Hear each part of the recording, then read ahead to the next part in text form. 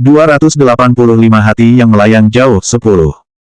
Suara itu terdengar agak terkejut dan agak bingung. Itu adalah suara seorang wanita parubaya. Selain terdengar agak familiar, suara ini membuat orang merasa tidak senang saat mendengarnya. Benar saja, begitu Gu Qingqing dan Li Yuyu menoleh, mereka melihat orang itu adalah Ibu Ni Xining. Karena marganya Zen, mereka semua memanggilnya Ibu Suri Zen. Ibu Suri Zen tidak datang sendirian. Masih ada beberapa wanita di sampingnya. Jika dilihat, mereka juga mengenakan emas dan perak di tubuh mereka. Pasti mereka wanita-wanita kaya dan mahal. Gu Qingqing dan Li Yuyu juga mengenal salah satu dari mereka, itu Ibu Su Zijin, Li Hongrui. Hal ini juga normal. Li Hongrui dan Ibu Suri Zen bukan hanya teman kuliah, tetapi juga masih bertetangga. Selain itu, sekarang mereka akan segera menjadi kerabat. Gu Qingqing berdiri dan melihat kedua tetua. Setelah beberapa saat, Gu Qingqing masih berdiri di depan mereka dengan begitu rendah diri, peran yang mereka remehkan. Padahal, Gu Qingqing malah melihat dengan jelas bahwa mereka berdua harus menundukkan kepala bangsawan mereka di depan Leng Xicheng yang merupakan seorang junior dan melayaninya dengan patuh saat terakhir kali bertemu. Bibi Li, Bibi Zen, sapa Gu Qingqing. Meskipun Gu Qingqing berdiri, ia masih mengangguk ke arah mereka. Namun, itu hanyalah gestur kesopanan orang yang lebih muda kepada seorang tetua. Tidak ada ekspresi ramah dan menyanjung.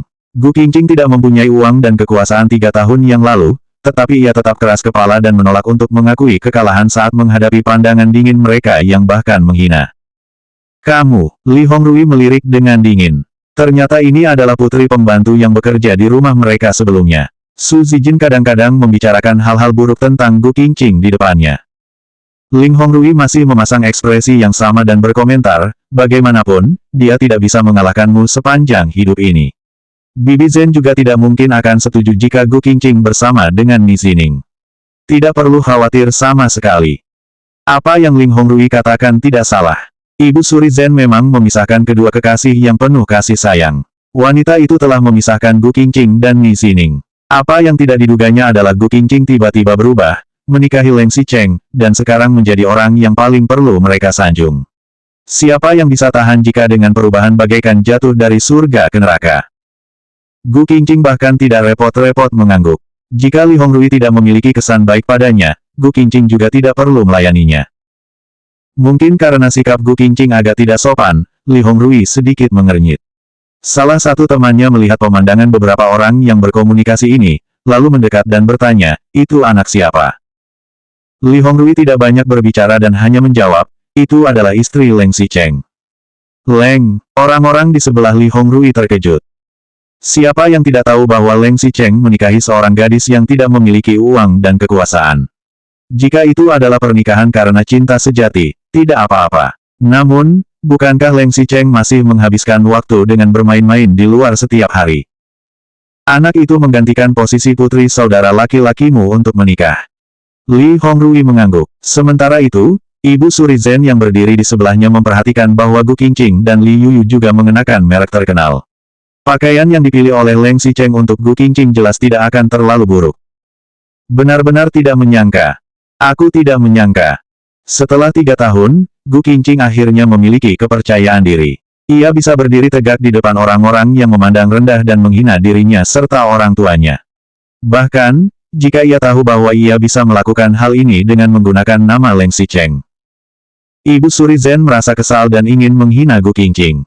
Tetapi, ia takut kepada Leng Xicheng. Akhirnya, ia tidak mengatakan apapun dan pergi. Begitu ia pergi, Li Hongrui dan kakak perempuannya juga mengikutinya pergi. Baru setelah mereka keluar, salah satu dari mereka membahas, bukannya dia memiliki ayah yang baik. Gu Qingqing tidak mendengar kata-kata ini. Tetapi, meskipun Gu Qingqing tidak mendengarnya, bukan berarti Leng Xicheng yang berada di sudut luar pintu juga tidak mendengarnya. 286 Kesedihan dan Kegembiraan 1. Leng Xicheng memang mengejar Gu Qingqing kembali. Tangannya masih memegang sebuah kartu emas. Ketika tadi mobil melaju keluar, Leng Xicheng tiba-tiba teringat bahwa Gu Qingqing akan pergi berbelanja. Apakah wanita itu tidak akan kehabisan uang? Bulan ini Leng Xicheng tidak memberikan Gu Qingqing uang bulanan. Meskipun ia telah membayar gaji pembantu, Gu Qingqing di sana memang tidak memiliki uang. Terakhir kali, Leng Xicheng membayar biaya kompensasi untuk kakak Gu Qingqing dan itu telah menghabiskan semuanya. Meskipun Gu Qingqing menemani Li Yuyu berbelanja, apakah wanita itu sendiri tidak ingin membeli sesuatu jika melihat barang yang indah? Leng Xicheng teringat bahwa Gu Qingqing mungkin akan kesulitan karena tidak punya uang dan hanya bisa melihat Li Yuyu membeli barang. Memikirkan hal ini membuat hati Leng Xicheng sedikit tidak nyaman. Ia pun segera berteriak, hentikan mobilnya. Sekretaris Cheng sontak terkejut dan melihat waktu. Lalu, ia mengingatkan, Tuan Leng, tidak bisa menunda lagi. Kita akan terlambat untuk penerbangan pesawat.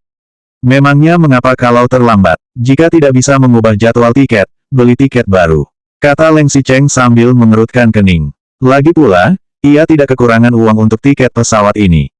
Tapi, pertemuan dengan presiden yang di sana telah ditunda sekali.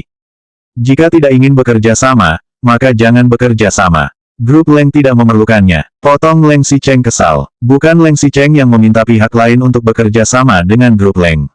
Jika pihak mereka tidak mau bekerja sama, grup Leng hanya perlu menggantinya dengan perusahaan lain.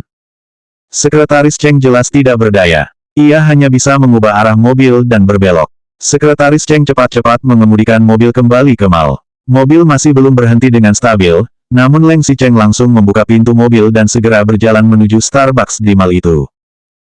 Dari kejauhan, Leng Xicheng sudah bisa melihat Ibu Suri Zhen dan Li Hongrui bersama sekelompok orang di dalam. Ibu Suri Zhen dan Li Hongrui tidak bersikap terlalu baik kepada Gu Qingqing, terutama Ibu Suri Zhen yang menggunakan banyak cara yang kejam ketika memisahkan Ni Zining dan Gu Qingqing. Gu Qingqing memiliki kepribadian tidak suka berbicara dan meskipun ia merasa tidak nyaman, ia juga tidak akan membantah. Jika mereka ingin mengganggu Gu Qingqing, akan seberapa tidak nyaman itu bagi Gu Qingqing. Begitu Leng Xicheng bersiap ingin datang untuk membantu Gu Qingqing, Li Hongrui dan Ibu Suri Zhen telah terlebih dahulu keluar. Leng Xicheng sedikit mengernyit melihatnya. Tepat setelah Leng Xicheng melewati tikungan dan hendak pergi ke sana, ia langsung mendengar beberapa dari para wanita itu berbisik dan membahas tentang ayah Gu Qingqing. Leng Xicheng berdiri di tikungan sambil memperhatikan Li Hongrui, Ibu Suri Zhen dan rombongan mereka pergi.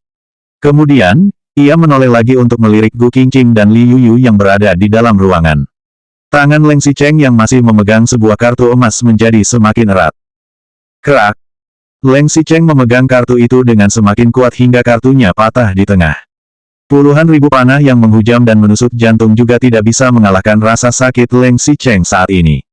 Sebenarnya Leng Xicheng selalu tahu mengapa Gu Qingqing akan membencinya dan merasa kesal terhadapnya. Meskipun kadang-kadang Gu Qingqing akan menunjukkan sedikit sikap baik terhadapnya, pada akhirnya wanita itu juga menolak untuk membuka hati untuknya. Meskipun Leng Xicheng mendengar bahwa ayah Gu Qingqing suka minum dan berjudi, pria itu malah satu-satunya orang yang memperlakukan Gu Qingqing dengan baik di keluarga Gu. Tetapi, Gu Qingqing yang berada di dalam ruangan sepertinya juga merasakan sesuatu. Ia menoleh dan melihat Leng Xicheng yang telah berbalik dengan putus asa. Gu Qingqing hanya bisa melihat tampak punggungnya. Meskipun ia hanya melihat sosok Leng Xicheng yang samar, ia juga sedikit terkejut karena merasa bahwa sepertinya pria itu datang lagi. Apakah itu Leng Xicheng? Punggung itu sangat mirip dengannya. Apakah Leng Xicheng kembali lagi? Kembali untuk menemuiku? Atau karena dia ingin mengatakan sesuatu? Pikir Gu Qingqing. Tanpa sadar, Gu Qingqing bangkit dan bersiap untuk mengejar punggung Leng Xicheng. Padahal, kopi yang dipesan oleh keduanya baru saja disajikan. Li Yuyu yang sedang mengambil kopi pun melihat Gu Qingqing berdiri dan bertanya, kamu mau pergi kemana? Aduh, panas sekali. Aku sepertinya melihat Leng Xicheng. Gu Qingqing berbalik dengan cemas. Ia tidak berbicara lagi dan segera membuka pintu. Begitu pintu dibuka, masih lumayan banyak orang di sini hingga punggung itu dengan cepat tenggelam dalam kerumunan orang. Tak lama kemudian, Gu Qingqing melihat tampak punggung yang familiar dan ekspresi wajahnya langsung berubah menjadi bahagia. Gu Qingqing segera mengejarnya sambil memanggil, Leng Xicheng. Selanjutnya bab 287 kesedihan dan kegembiraan 2.